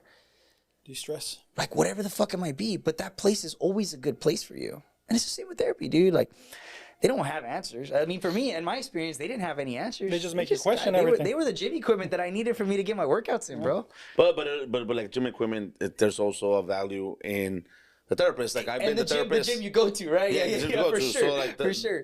Like I've been to therapists or like fucking. But it's also how you use the equipment, dog. And no, and here's the thing. No, there's two sides. There's two sides to that, because I think that's very valid. Pero también, do we want to go? Right? Because it's like going to the store and shopping for a t-shirt. You don't just go in there, grab the first one, and be like, oh, ni modo, no me quedo, and walk out. No, when you really want a shirt. Of course. Yeah, like when you really want that shirt, you're going to fucking spend the time to find. What I meant was, like, I've been with therapists where, like, this girl's like 20, or this guy's like 23, 24. They're going through their grad, school, and Right. fucking, we're guinea pigs. And I'm just like, It's hard to. I'm 39. Do I really want to listen to a 23-year-old tell me about life? I'll hear him out. But then if it doesn't fit, like you said, okay, the shit didn't fit. You're already walking into it with a negative Yeah, mentality. I think that's valid though, bro. I think that's valid because, here's the thing. From what I'm hearing, it's important for you to have trust, right? And so initially being able to see a 23, 24-year-old, you're like, this is a fucking kid. What do you have to offer me? Exactly. Right? So I think that's very valid. I also think that, them being professionals at what they do, they can have that wisdom, right? I mean, look at some of these. Look at what's the coach from the Rams? I mean, that dude's a fucking young cat. Sean McVay. Yeah, right. And it's like, but he's good at what he does. But there's very few. You know You what I'm learn saying? on Absolutely. I totally agree with that. Right now, I'll be honest with you, okay? So, because we're a Latino podcast. We're vulnerable. It's Yeah, a I safe know, space, bro. dog. I've always Safe said things, space. right? So I always said, like, white therapists ain't gonna fucking help me. I'm like, fuck that. White therapists ain't gonna understand me. They don't know what the fuck the Mexican struggles like that. Right. They don't know shit. My therapist right now, and he's a great therapist, fucking white guy. Well, and I love that you brought that up. I love that you brought that up because I think there's two sides to that. One is, I think sometimes meeting someone that sees things from different places, what we need to challenge. Obviously, like having the same wiring that we've had is like sometimes getting us nowhere. That's where it's funny you bring that up. When I lived in Utah for a year, it's a red state, bro. Yeah. And it's bright out there. Yep. So I was forced to adjust to something very different. And it was a blessing and a curse because, of course, I felt out of place. But one thing I learned, too, is like, whoa, we all really want the same things. And now I feel very grateful because it allowed me to see things from different perspectives and show up with compassion and things like that. And also to validate that, like, there's the cultural awareness piece that sometimes is missing. My very first therapist, dude, a white woman, bless her heart, because I know her intentions were good. I know that she cares about her job. I know that she wants to help people and stuff. And I remember walking in there. Well, you know, the first thing she asked me, bro, well, how do you feel from 1 to 10? And I'm like, nah, we ain't doing this shit. Like, this is corny. Like, I can't do this. Like, and so, but I was also on this at this point in my life where I'm like, okay, that didn't work. But if you really want to do this, dog, you got to keep trying. You know, I went to my second therapist and I kind of had a similar experience where I was like, hey, one of the things I'm noticing right now is my family says that they're willing to be there for me. But at the same time, all we do is talk shit with each other. And it's cool, but like, sometimes I really need to talk about some shit. And even though they say it, I actually don't feel it. Like, why is that? And so, and she's like, what do you mean? Like, what do you mean banter? Like how, like what? And I'm just like, dude, she don't get it. Again, bless her heart, but she don't get it. Yeah. My third therapist, who's the therapist that I have now, and shout out to her. I mean, I told her, I was like, man, I'm starting to notice that the things that they're saying are not really aligning with the way that they're modeling, and I just feel really guilty because I feel like I have to set boundaries with my own family, and like, especially as Rosa, bro, we really celebrate family, but sometimes it's like we have to question what that really means and what that does for us, right? And so I told her, I was like, and like my family, all we do is talk shit on the weekends, and she smiled, she just like laughed and put her head down, and weirdly in that moment, I'm like, she gets it, bro. Yeah. I'll be back. I'm like, you just saved me 6 months of having to explain what my upbringing was like because you fucking get it. And that's what really translated into even the podcast, because then I realized, like, we're saving each other a lot because we genuinely get a lot of this, right? Where, like you said, oh, it's because it's tough to be vulnerable. And somebody else could be like, no, it's not. Just say how you feel. And I'm like, you don't get it, bro. Like, yeah. I can't do that unless I fucking get hammered. Yeah. And then we'll hug and cry and do that, and like, you know, maybe that's that's just a trip off. I missed her, like, you know, I've done it too. And here's my thing is, like, I'm not saying we can't have those bonds with our boys, but I'm like, I want to have something. I don't want it to be built on that. I'm not saying that I don't want to talk shit with my guy friends, but I don't want that to be it. Like, I want these to be the guys that I can, like, and it's all built around love, dude. You brought up politics. You brought up the military. Look at gangs. I mean, guys are literally willing to kill each other. And if you really think about it, the whole purpose of that is to be accepted and to be loved. Yeah, that's true.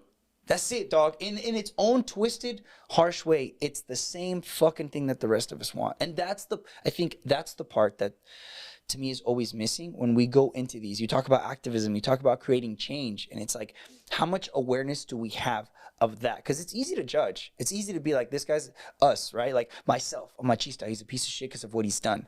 Fair. I could look at my kid and do the same thing, which is what a lot of us got, because we just looked at who we were. We look at teenagers and we're like, they're fucking rebels. But it's like the amount of compassion and empathy that it takes to show up to the conversation and to realize, like, well, why is our kid being a rebel? Maybe he's starting to realize that the rules that we're setting aren't aligning with our actions, and they're getting tired of that. Does that mean that it's okay for them to be disrespectful? No. But what do they need from us? How can we really help them? Because if we don't show them that we care about them, they don't care about what we have to say. And what I've learned in my experience is that I was never going to have that compassion and that empathy for anyone until I had a space where I received it. Dude, the first time my therapist brought up something that I did like 3 months ago, and she was like, hey, you know, what happened with you and, you know, with Mike? I'm like, what? She's like, yeah, Mike, remember you told me like 2 months ago about this? Bro, and like I started crying, dude. I started crying and I was so mad. And I was, cause I realized I had never been heard. I had never like genuinely been heard. And I was like, holy shit, this person actually listens. Yeah. And dude, I was so pissed. I was like, how much of a fucking loser am I that I've literally paid you to be my friend? Like, God, why am I here? Like, I was kicking my ass that whole session, bro, where I was like, this is fucking stupid. I'm paying you for this. Like, I'm never going to be a man. Like, you know what I mean? Because I realized, like, bro, I went from 0 to 100. I had never felt. And in that moment, I allowed myself to. And I was overwhelmed as heck, dude. I didn't know how to process it, you know? Yeah. You know, it's a trip, dude. I'm laughing over here because you know what's funny? Have you guys ever seen those memes where they're making fun of men and podcasts? No. So there's memes that here's another podcast of another dude's trying to be heard. So it's funny because it's true that we want to be heard because we feel unheard from peers, you know, from our loved ones. We have, you know, so it's fucking hard. Yeah. You know that's crazy because the therapist that I'm seeing, that's how I feel, bro. It's sick, I feel right? I feel like damn, like when he told me, because my shit's about to be end. I think this Monday, tomorrow is my last day with them. Unless the VA extends my shit. Oh, okay. Because I'm going through the VA, right? Okay, gotcha. And this fool said, "Oh yeah, tomorrow." It looks like my shit got approved, but he's like, "I gotta put in the paperwork and blah blah blah." I'm like, internally, I'm like, "No, but who am I gonna talk to? Like, what the fuck? Yeah. Like, but you're my friend." My friends don't want to hear this shit no more. My Yeah. brother told me, shut the fuck up. My friend told me, I don't want to hear your shit no more. It really sets a standard, bro. Yeah. It sets a standard where, yeah, like you said, right? Because I think, especially for me, like I realized my standards were so low with women. And no offense to them, but like in terms of being heard, where it was like a woman. I was gonna say, the bigger the panza, the bigger the chanza. Fool. But like every time someone would like, if she would, that's why I was cheating, bro. I shit you not. Like my thing was, I would have a girlfriend, and then I would go out, and a woman would give me attention, and it was like, I don't want to miss out on that opportunity. And I knew at the end of the day, I'm like, outside of tonight, I don't want to see you again. I'm not actually genuine. Like I care about my, and in a weird way, I would justify a lot of that in my head. And like, what a fucking privilege. What a privilege to be fucking around like that and causing damage like that. Like that wasn't cool. I shouldn't have been doing that, but it's all I knew. And I took advantage of the privilege that I had, you know? But one thing that I've been learning is that being able to have the conversations that I felt that I needed to have with women, with therapists, and now like even with y'all, like hopefully, you know, now moving forward, bro, like if I ever need to chat about some shit, like I'm here, you know, even if I can't provide the resource, whatever it is that you don't need, but you just need to be heard, dude. Even if it takes having a drink, bro. Nah, fuck no, bro. Like that's the thing, we're man. at that point now where we're trying to we're gonna be like, hey, dang. Dude, and sometimes here's the thing, sometimes it takes that drink. And my thing is let's start somewhere. Like if we really want to talk about these things, if maybe we need to have a drink in order to feel vulnerable, in order to have those spaces, like we need to be there for each other now more than ever from a real place. You know, that brotherhood is everything. And that's, I always go back to the stats, man. You know, 70% of the suicides are men. Whatever we're doing is not working. Yeah. And the part that kills me, that hurts me, is that we're so amazing and we're so hardworking, and we know these things, right? We know that we bring a lot of things to the table, and I think a lot of times we downplay it.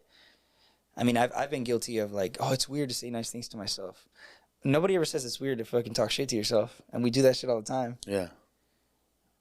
Right? And so I think now more than ever, it's like, man, really being there for each other and hyping each other up.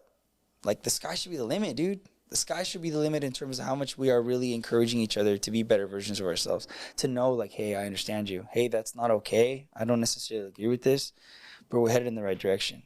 That's why it's important to continuously be changing who we are and who we were. You know what I just thought of? You say you do a couple of programs for men, right? Right. And parenting and stuff. Right. Damn, fool, like having a weekly call or maybe like a bi-weekly call where we could get other men that That's what it does. No, but I'm saying like us. Let's do it, like man. us together, like as a like collaboration, like, you know what I'm saying? Yeah, that's what I'm saying. This is the important part about this. Fool. It's that we need to have the conversations, and I'm gonna go back to the same thing I said earlier. And listening, though, we have to be able to listen to each other too, because we can have this conversation and walk away from this and not take anything, and not take anything away from them, because right. we just heard, we pick, we choose what we want, but what aligns with us or what doesn't. Look, but we have to be able to be open minded. I'm gonna be honest with you. Okay? As you always should. I am. I've always been honest. But I love that you show up. I love that. Vulnerability. Let's do this. Let's do this. You know, I'm going through a lot of shit. I've been going through a lot of shit this past couple of years. Okay. Sure. You Sure. know? Yeah. And that's one of the reasons I bring this up. I'm gonna say it. I'm gonna say it now. I think I'm ready for that. Okay. I'm going through a divorce right now. Okay, and the last couple years have been fucking tough. Fuck. And if it wasn't for my friends that have been there for me, like I think I would have fucking gone completely crazy. Sure. And I'm better now. Obviously, I'm in a better place now. Hopefully, this finalizes this year. I'm hoping, or early next year. But sometimes, like listening to Sisko, listening to my brother, who's the sound guy, listening to my best friend, or my other best friend, who's a girl, because I have female perspectives and male perspectives. Yeah. Or listening to random people, right? Guests that we've had on, their experiences. Like, I'll listen and I'll take shit in. But it's harder when you walk away because, like, when you're alone, like I've always said, the mind fucks with you. You know what I'm saying? Sure. It's like, it's really hard. Like, your mind, I didn't believe this. That's part of growing up in a Hispanic culture and a Mexican culture and machista culture. Nobody believes in mental health. At least not. My parents didn't believe in that shit. My dad didn't believe in that shit. I still don't think that fool believes in that shit. But I've learned to appreciate that mental health is an issue amongst men. And it's hard, fool. Like, you could tell me everything. I could be right here 100% and tell you, damn, fool, like, that resonates. I get you. I see it. Like, damn, you're right. And then when I walk home, your mind just takes over, fool. Yeah.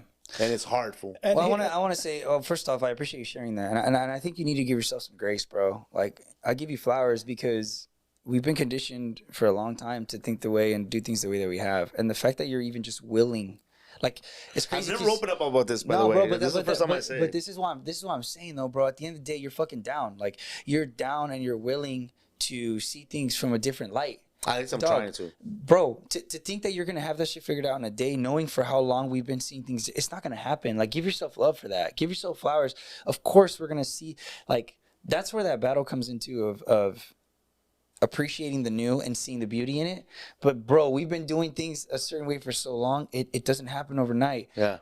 I want to validate that, and I hope that you really, like, give yourself flowers for acknowledging that, like, dude, that to me, that takes fucking balls. That takes guts, because that's that willingness to change and that willingness to adapt to, hey, there's other things out there that could help me, you know. And it's not easy, bro. To be vulnerable like that is not. So I appreciate it, dude. I didn't think I was gonna do this shit, and I want to say one thing. I want to say thank you to you guys, honestly.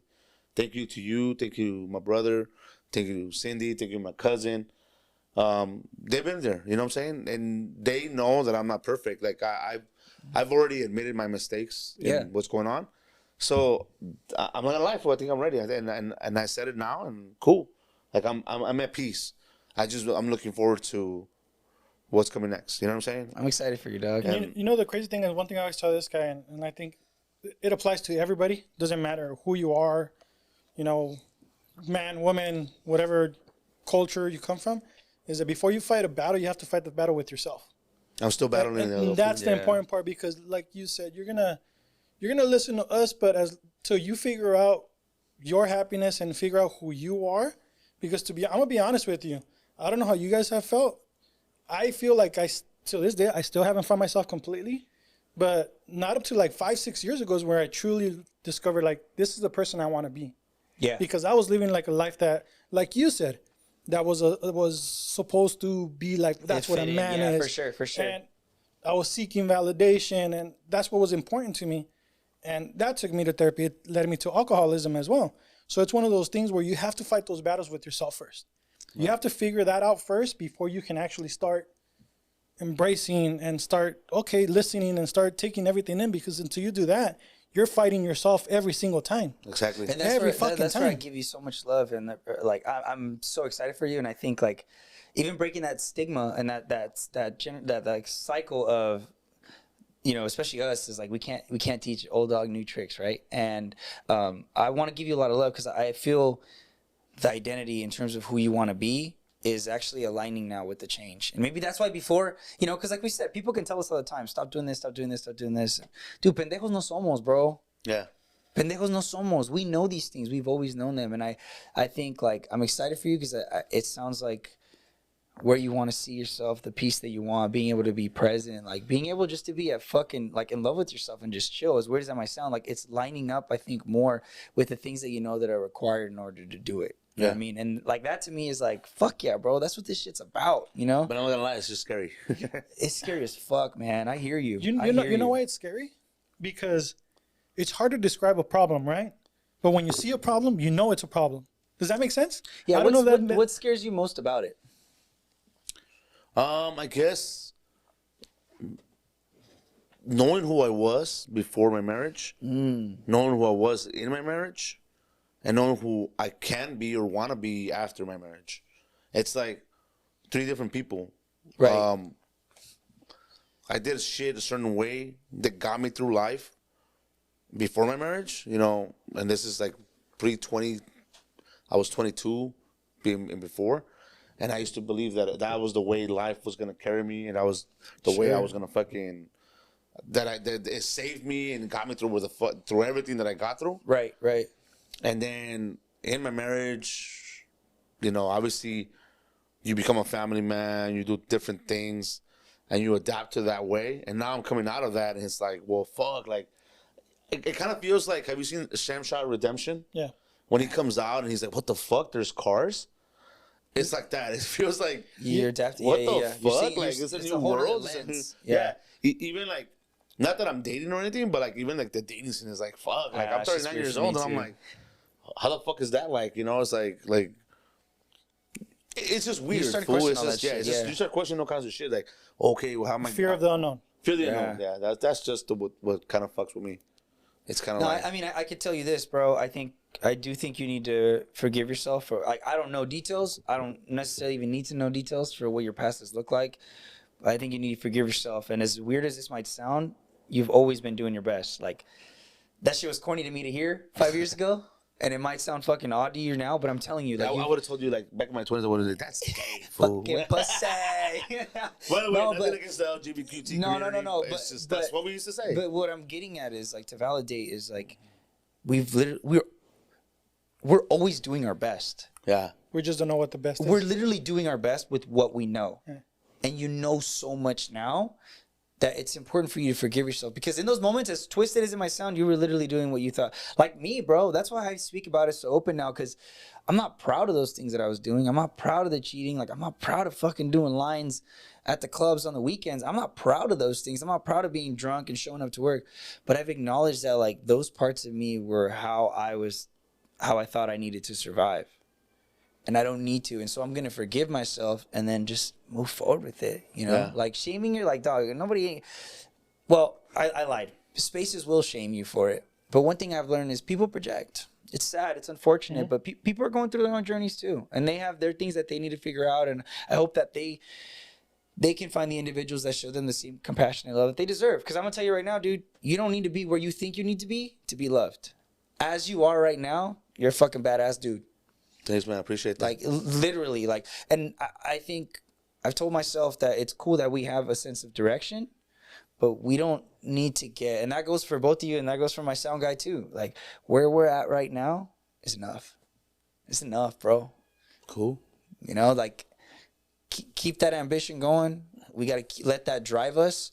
But outside of that, like, I think about sports, you know, and we were told to win first place. And I look back and I'm like, I actually didn't give a fuck about first place. I gave a fuck about my parents showing up to the damn games. Yeah. That's why I wanted first place. Because it goes back to what I really cared about was being seen. I don't know, dog. Hey, I still want to get first place. I'm still competitive as fuck. Well, that's why I say I'm still competitive as fuck for sure. But for what reasons? Yeah. Yeah. Right? Is it me versus me, or is it me versus you because I want my mom to show up to my game? Yeah. That's one reason why I don't miss my kids' games. Because my dad never showed up to my soccer games. So, fuck that. Like, I'm there. I don't give a fuck. I love that, bro. We fucking, my kid has been having 8 o'clock games every fucking game for the past year and a half. Why show up?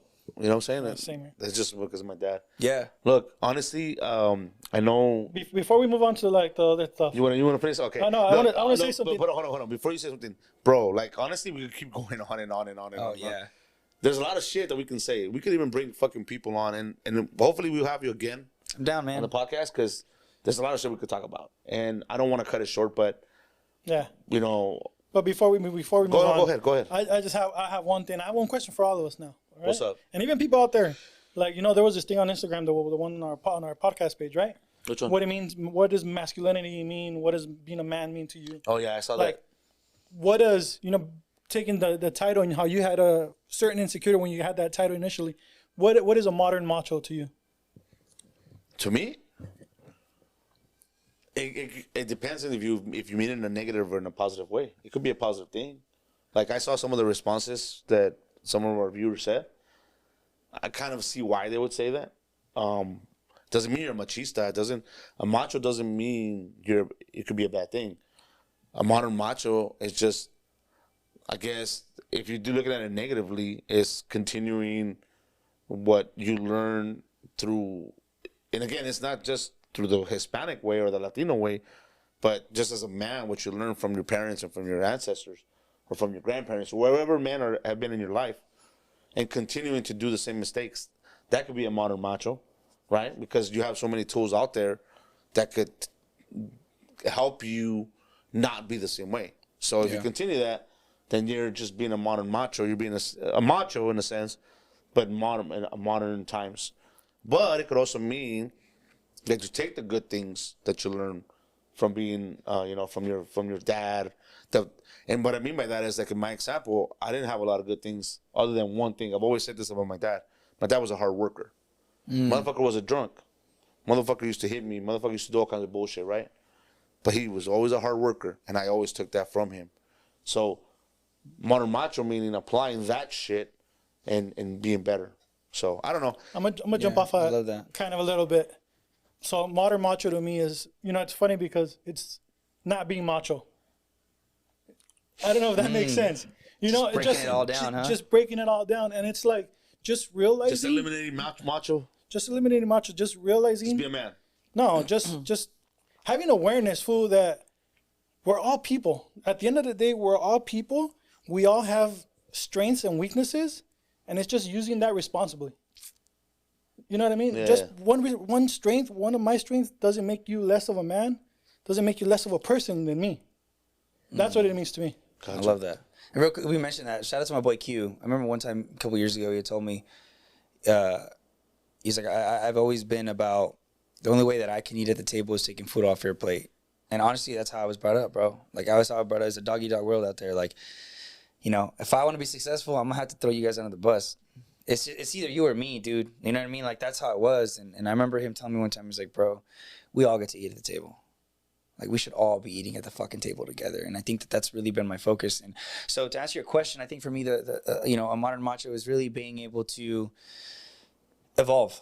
It's me evolving, acknowledging the man that I've been, holding on to the good parts of me, because I realized, like, that's my identity. And so to deny myself of who I am, and so it's evolving that, right? What that provider looks like now, which is not just a wallet, which is being able to be emotionally available for my family, right? To support and to be vulnerable, to be emotionally intelligent, not numb.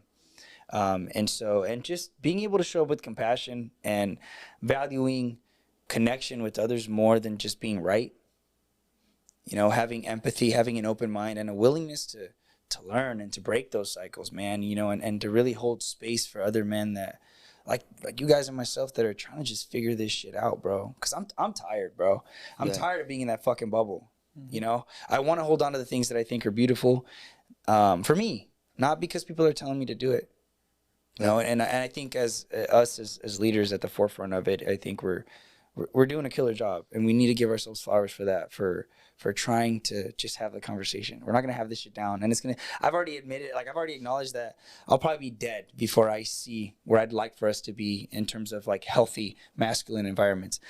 And the sooner I admitted that, the sooner I'm like, okay, cool.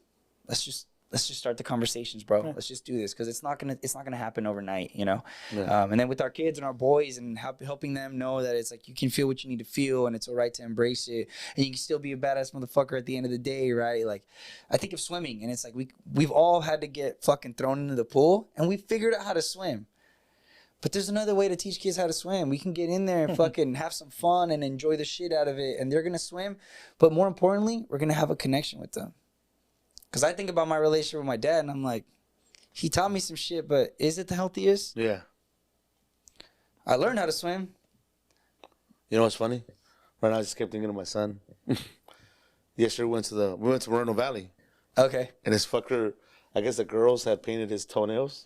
They did his nails, but they painted them different colors, fool. And this was like, I was like, hey, I got back from a photo shoot, and I said, hey guys, what do you guys want to do?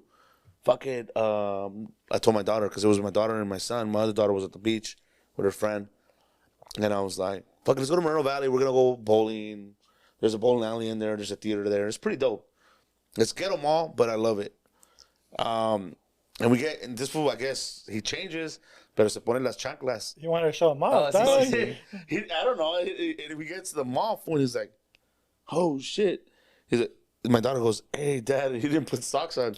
He has painted toenails. And he looks down, and I love it because I've never really, I've never been a machista with my son. Oh, I love that. I'm just like, fuck it, whatever. Like I've had my daughters put fucking, the other day I went live, and they put a face mask on me. Oh, that's sick. And they do all kinds of shit. Yeah. So he looks down, and he goes, all right. I don't mind. It's like us, dog. After our pedicures, dog. Hey, fuck it. I got to have one pedicure. I got him to get a pedicure. It's been a video, bro. But yeah. I love that. So, guys, one thing I want to say, one thing I've learned before we move on to the no macho section is, yeah, if you've grown up with a fucking machista as dad, try to be different with your son. Like once you have a kid, it's different. I had 2 daughters before my son. My son came in last. And my son, like I said, like, I don't give a fuck. Whatever he wants to do, he dances, he twerks. Like, I don't make fun of him. I encourage him to be himself. That's all that matters, you know? You twerk too, dog. You remember that one time I jogging around? Well, you know what's the sad part? Like, you bring that up, dude, and I was guilty of it, right? It's like, we've thrown so much emphasis on that dictating how our kids are going to be that we forget about being respectful, being disciplined, like, you know, being like loving, being caring, like all these things. And I had to reflect, and I'm like, dude, I know so many like dudes that are rough around the edges that are straight. Yeah. And so for me, I had to question, like, to put so much emphasis on the fact that it's like, no, I need my son to be a masculine man. Me vale madre if he's not respectful, if he's not ambitious. I don't care. Pero tiene que ser hombre. And I'm like, that's not what I want to bring to the table. Yeah. And like you said, and I think it's very valid, especially amongst our spaces, I had to learn that what really scared me about that with my son, and this is the sad part, is it wasn't even my son. It was, what are my homies going to think about me? Yeah. Like, what are they going to say, right? Like, now fucking Sisko and Mike going to be like, oh, Carlos is a bitch, bro. He couldn't even raise a man. You know what I'm saying? Yeah, and then realizing that it's like, no, bro. You start finding healthy spaces with other men. It's like the dopest thing for me has been now being in, and hopefully you guys, if we ever, like, our kids ever get to meet like that, it feels the same, that let them fucking be themselves. Like, because that village is important too, right? Yeah, where our boys know that, let the kids, I love being able to have that with my guys where they have those moments where kids throws a tantrum. And you can tell as a parent, we feel that pressure of like, shit, my kid's the one yelling, and it's, hey, dog, let him, perro. Fucking let, like, here, have a beer, sit down. I love let them fucking kill each other. Fuck yeah, dude, like, it's That's okay. That's how they learn. It's okay. Don't feel that pressure from the rest of us, you know. But it really starts with manifesting those things within ourselves, you know. Whether it's therapy, finding healthy spaces to be in, you know. It all just it all goes together. But it really starts with starting to question, like, who do we want to be? Yeah. Who do we want to be, and what are the tools that we're gonna need, and what's gonna be required in order to get there? Because the discomfort and the struggle is inevitable, right? It's gonna happen regardless. And I think a lot of us have struggled for shit we did not give a fuck about. And what a privilege now to be able to, like, hey, like you said, dude, like, maybe this shit's uncomfortable for you, maybe it's a struggle, but like something you want to do for you, right? Yeah. We've done it for others, and things that people we probably didn't even care for, you know. True. Ready to move on to no manches? That's it. Well, I'll start it off. Right. I think I talked about it earlier. My no manches of the week is, dude, if you live at home and you're 30, if you live at home, I mean, if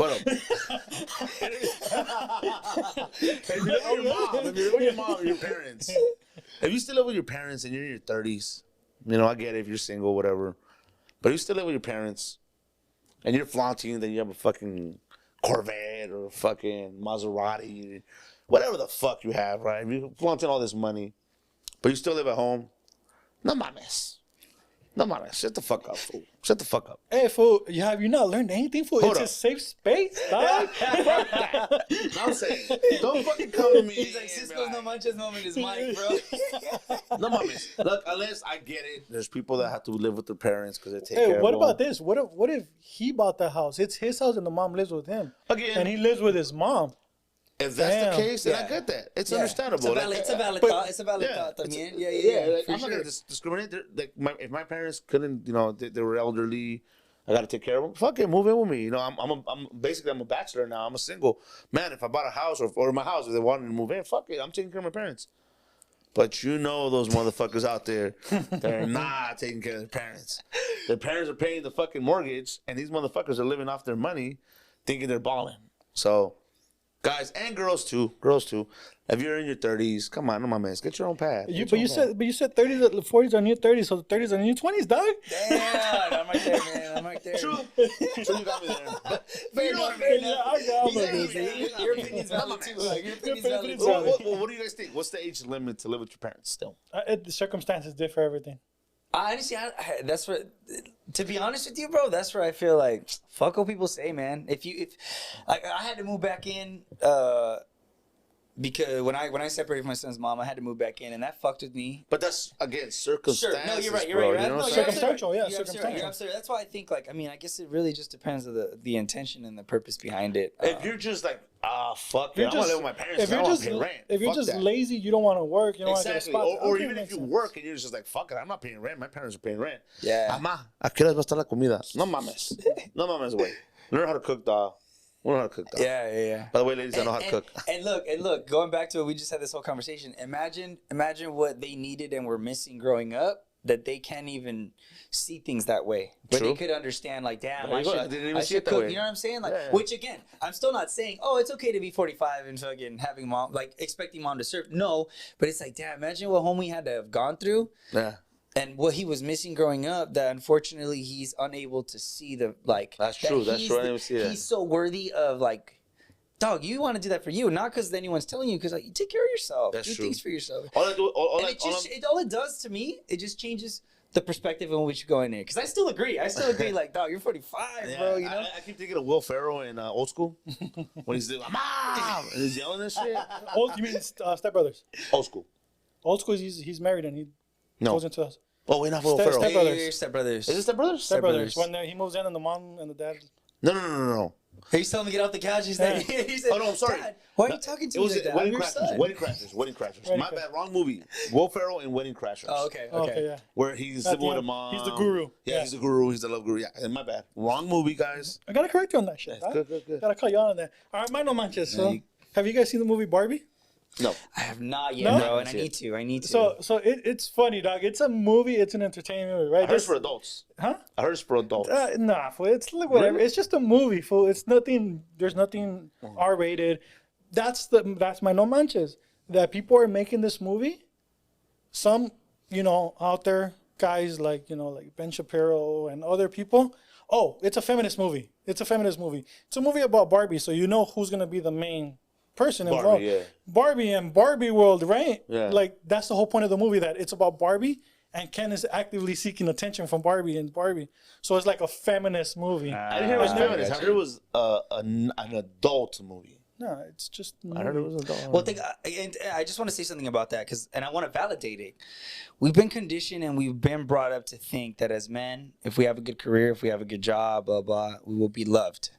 And we're in a time and an era that's a bare minimum. So other men, like myself, are now fucking mad. Because it's like, you told me that if I have a goddamn job, you're going to love me. And you have a job too. So to validate, like, those, and I love that people are expressing themselves about this, because I'm like, you're right, dude. You are mad, you're frustrated. That's fair. However, like, that's not women's fault, right? Like, we need to redirect that anger and that energy into figuring out where this all came from. Talking to our brothers, figuring out, like, hey, man, anger's good, bro. That's how we create change. Hold on to that. We're blaming someone that wasn't, and I'll give you, like, because this could be a whole other hour and a half conversation, but I'm gonna give you a quick nut, like another quick one. Like, when we talk about the privilege that women have when it comes to things like OnlyFans. Oh man, I wish that I could just fucking sit at home, take pictures of my feet, and like make money, right? And a lot of us are upset about that. And I hear you guys. And I think there's something we need to think about. Who created that market? Who's paying for these memberships? Men. Right? And so it's when you talk about we're angry, be angry. That's so valid. That's so true. However, being mad at our women for, if anything, they were smart enough to create a market off of something that we were willing to be creepy about, right? Yeah. And so the thing is like redirecting that energy is like, whoa. And I'm not saying that we should boycott it and stop helping women be successful. No. What I'm saying is like, instead of pointing the finger at them, at us as men, start holding each other accountable of like, hey man, we can't throw shade at them. Like, we did this, and if we don't like it, then what can we do in a good, healthy way that can help us come together and like be in a better place? Because hate with hate, Yep. it's not love. It just creates such a, like, you know what I mean? And I know it sounds corny, and now it sounds cheesy, and it's taken me so long to see things like this now, but it's just that compassion, bro. Really understanding, like, it's not what we're saying, it's how we're saying it. It's like, yeah, we can be upset about, oh, women want to be empowered. Yeah, bro, when you're confident within yourself, be as empowered as you want. Yeah. But to validate why it's hard, because we were told that we were supposed to be better than you. And so now to see you be better than me is like, what the fuck? Is like, yeah, dude, we were lied to. They literally fucked with us, and they told us, and this whole thing has been a lie for all of us, you know? Yeah. And it's funny you bring that up because that's what the whole Ken storyline is about. Like, he has no identity, dog. His whole purpose, all the Ken's purpose, to show off and try to get Barbie. And, you know, like, they start generalizing really? men and stereotyping men. Like, they start doing sports Spoilers. stuff. This was spoilers. But He's an I asshole when didn't it comes put to that. spoilers. Hey, I just We're said. gonna clip that. Just say- You don't want to talk to spoiler this warning. fool. This fool fucking spoils But everything. it's funny, though. You got to go watch it. And there's some no manches. All Let's go those watch people. it, Mike. Let's go, bro. I ain't gonna watch that shit. Hey, and we'll wear the pink dog. No, that shit was trippy food. No, that's my other no manches. Why do you think, dog? I got No the pink mames, lights dude. now. What the fuck? Let's Nah, go. kid. Hey, You got the big one for Cisco that? knows what he likes, bro. He knows what he likes. He ain't gonna change. But anyways, my no manches, guys. Like, people out there, just, Don't be a Ken. who cares about like Don't be a Ken. a movie, dog? No, because God. there's a whole song, dog. You're Ken enough, dog. You Ken enough. Ken enough. I gotta go watch it now, bro. Because I think, I hear you. That's the But way. yeah, That's funny. what's We your don't- no manches, bro? I think my no manches moment would probably be, I mentioned earlier, is you know, all women are the same, right? This whole idea of like all women are the same. My brother, there's 8 billion people in this world. I don't care how much of a player you are, how much of a G you think you are. There's no way you've dated every single one of these women. So it's valid. And I think what we're really saying is that in our experiences, the women that we've dealt with have been a certain way. So to me, that's like, mamas, bro. There's no way you've dated them all. You know, let's valid what we're saying. Let's maybe change up some of the ways in which we're saying some of these things. Let's start looking for women in different places. And I will tell you this, strip man. club is not the same place. It's not. It's definitely not the place to go. I will say this: you start manifesting a lot of these things that I've been learning. That even if the stats say 20% of the women see things differently, bro, when you start putting yourself in a different place, I now realize. I told myself, if I had better men in my life, if I had better friends, I would be a better person. I now look back and I think, bro, those dudes wanted nothing to do with me, right? Because it's like, what are you guys doing? Oh, we're gonna go hang out. We're gonna go socialize, have a cigar, and like talk like this. And I'm like, no, this one wants to go to a strip club. I respect it. If that's where you're at in your journey, I get it. Boundaries. I'm not judging you, but that's not where I'm at. And I now realize I'm like, damn, I wanted good dudes in my life. Those dudes wanted nothing to do with me because of where I was. And little by little, dude, you start watering your own garden. And like everything around you, that's what I think is so dope, is we don't realize we have so much more control over the things that we can do. You know, you start manifesting a lot of these things, man. Yeah. I mean, I even agree this, with bro, even this shit, like, I think about it and I'm like, how the fuck did I end up here? Like, I feel so honored to be able to share space with you guys. I'm like, just a couple years ago, I was kicking my own ass thinking I wasn't enough, that I was never going to be loved, that like, because of my mistakes and who I was, like, I'm going to stay in my cave and I'm going to just die alone, because if I ever admit what I've done, no way. Yeah. You know, and I was literally driving over here like, how the fuck did I get an invite to this? Like, I really do. I feel so honored to be able to be here with you guys. No, we found with honored to this have you, shit. bro. I mean, we've had conversations for a while. And Yeah. I don't know how this, relationship between us three started, to be honest. I know it just started on like with the podcast stuff, and you know, it's blossoming into something else. So. Yeah, I'm not gonna lie. This is probably more of the not that the previous conversations haven't been real with other people, but this is I was able to open up about something. You know, Sure. I told him, I was like, fuck, I don't know when, if I will ever open up. I don't know when that time will be. And today it was like, I just felt free. I felt like, fuck I love it. that, I think this is my next step. Yeah. You know, and it's like, I didn't say too much details about it, but it was just, it is what it is. Like you said, that's where I'm at. And it's just going to move forward and I love continue. that. Yeah. So honestly, thank you for coming. We're going to finish off with the words of wisdom. This is all you. You get the platform. You get to tell us. You get to tell our viewers, your viewers, something you live by, something that's helped you in your life. It could be a saying. It could be whatever it is. But this is your words. It could be made up, whatever. Everyone is a reflection of themselves.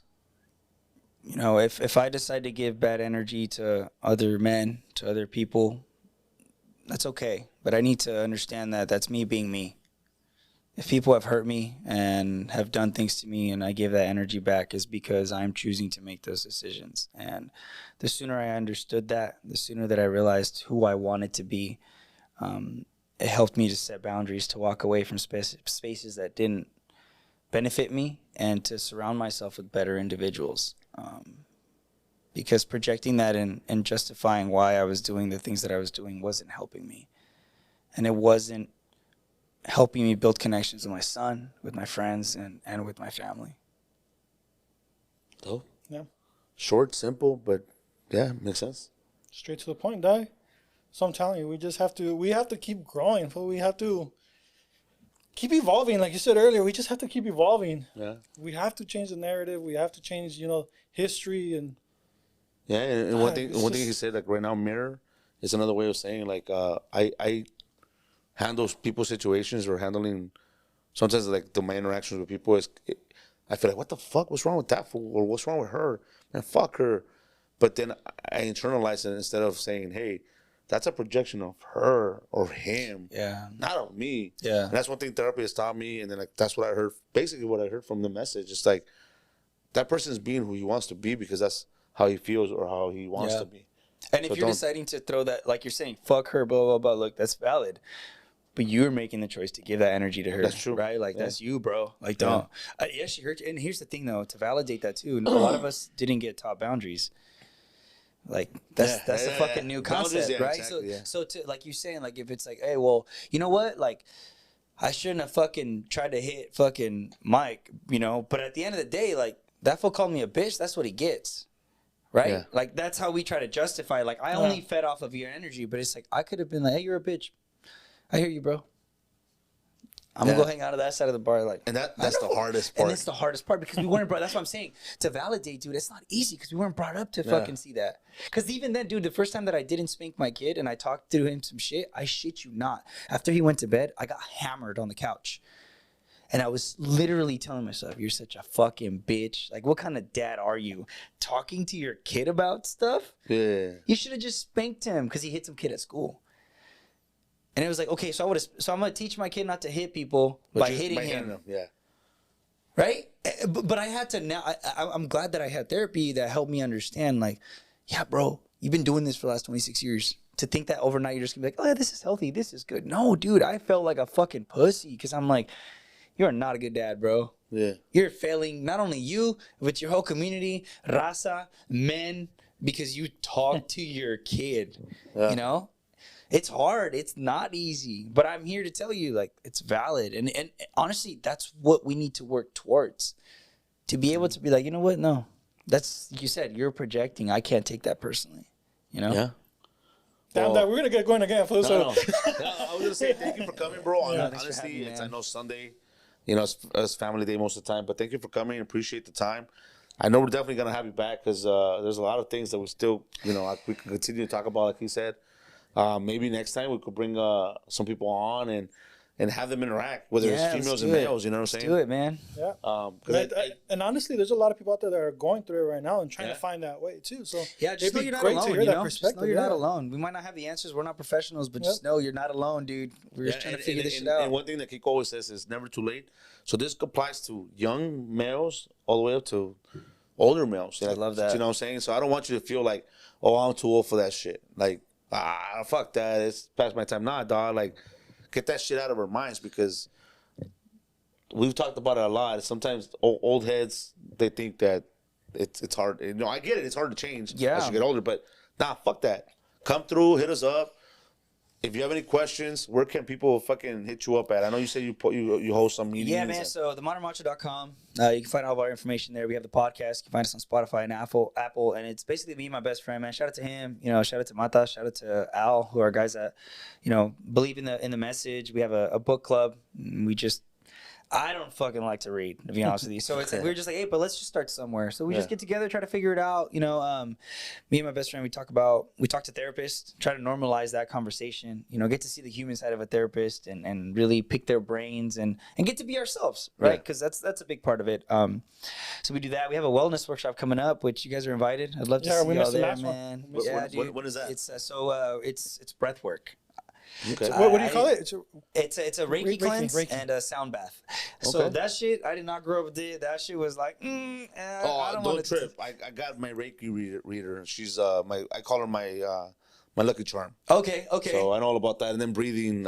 Yeah, dude. So basically, I've linked up with Healing Connections, and my guy Cesar was a therapist, and I'll be facilitating the space, and we're gonna get August 19th in Orange, California, man. Any men that are just down. As you can see, man, you don't have to be born into this. You don't have to have that privilege to be a part of it, but we're just gonna share space for a couple hours, learn the benefits of breath work, and try it on exercise and fucking see what happens, dude. Fuck it. It's cool. It's cool, you know, because it's men.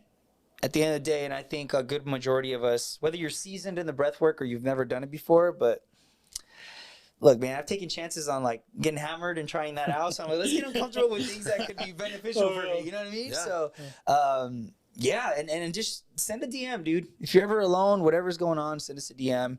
I'm not a professional, but I've been very grateful to now meet amazing individuals that are very skilled at what they do. And if we can point you in the right direction, by all means, man, by all means, because we're not alone on this. I'm telling you.